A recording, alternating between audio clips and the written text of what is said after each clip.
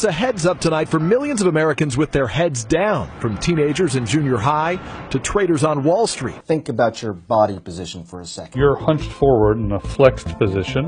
It puts extra pressure on the discs in the neck. And when you're hunched over at a 60-degree angle looking at a mobile device, Pressure on discs, pressure on nerves, and a lot of that pain.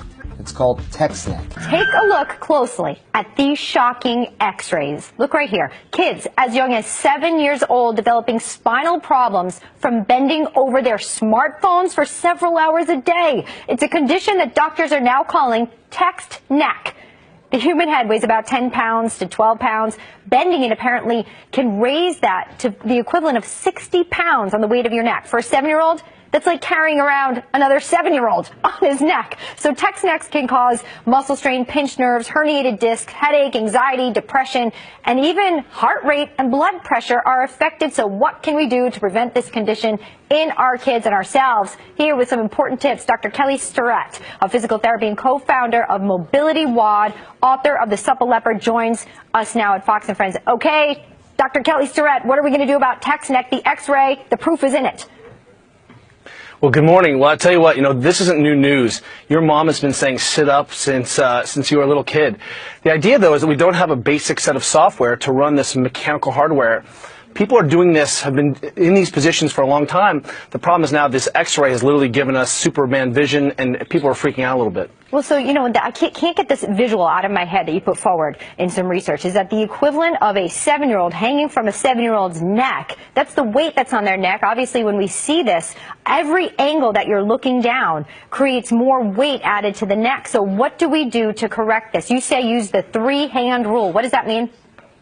That's right. If you took your belt buckle and the bottom of your rib cage and one more at your hand, and if you were standing up, your head is in a pretty good position here, and that sets a relationship between these 3 big body parts and your spinal position. If you sit down and try to maintain that integrity, then all of a sudden you're in a good position. Then when you hold your phone, if you think imagining not trying to violate those relationships, a lot of this problem goes away. Look, technology is not going away for our children. The Kaiser Family Foundation said that kids are spending between 8 and 18 are spending about 7.5 hours a day. We're not going to get technology out. What we have to do is remind our kids that, hey, if you're in this position where the hands are coming together on any one of these landmarks, then what we need to do is remind our kids to get back up.